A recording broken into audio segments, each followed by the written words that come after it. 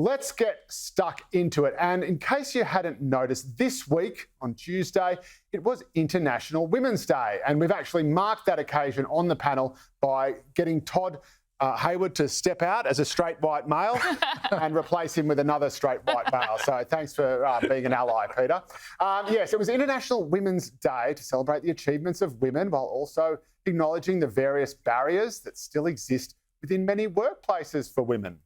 Do they still have barriers? Is that true, Parnell?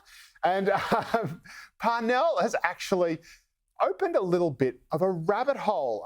It turns out that International Women's Day, shock horror, has been hijacked by corporates. There is apparently an agency called Aurora, which every International Women's Day gets hold of a hashtag that they suggest, and they basically sort of hijack this. Just talk us through what is happening here before we get into it. They have made it their own. They say that it belongs to everybody, but they create the hashtag every year, which goes with International Women's Day. So this year it was hashtag break the bias, but they make up that every year, and everything sort of drives to their website, and they use this for marketing opportunities. So they spin money out of this. So it's insanely clever. They've just taken this big cause, appropriated it, and everybody's just going with it. Wow. Who would have thought that a feel-good aphorism, that just a platitude motherhood statement could be hijacked by corporate interests to make money? All right,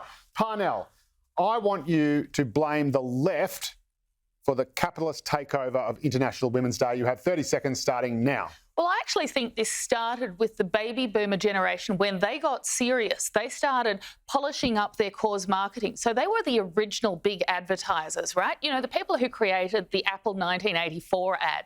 And they got really good at making causes super slick and super attractive. They are the must-have thing in every boardroom these days, is a good, shiny cause. The only problem is when you polish a cause up too much, it stops meaning anything. And so in this case, International Women's Day... Oh, and your time's up. I think stops meaning anything with your final words, which is very, very, very, very apt. But it is true, and I noticed that a lot of these causes, I'm one of those old-fashioned people who thought that the progressive side of politics should be about making poor people less poor and helping them out at the bottom. But of course, that is not very attractive if you're a corporate who is trying to sell stuff to people, and you want people to be spending their money, and they're not very good at spending money if they don't have it. Peter Lewis, you run a lot of campaigns. You also run a polling company.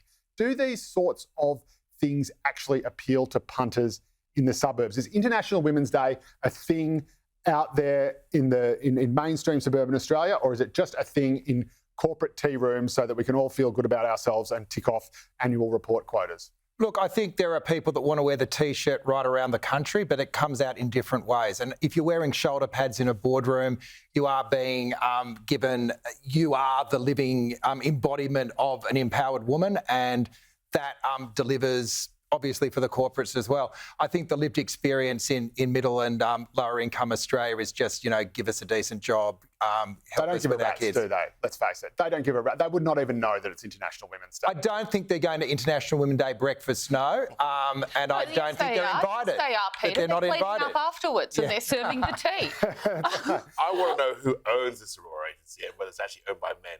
Oh, my goodness. I bet it is. Straight white man.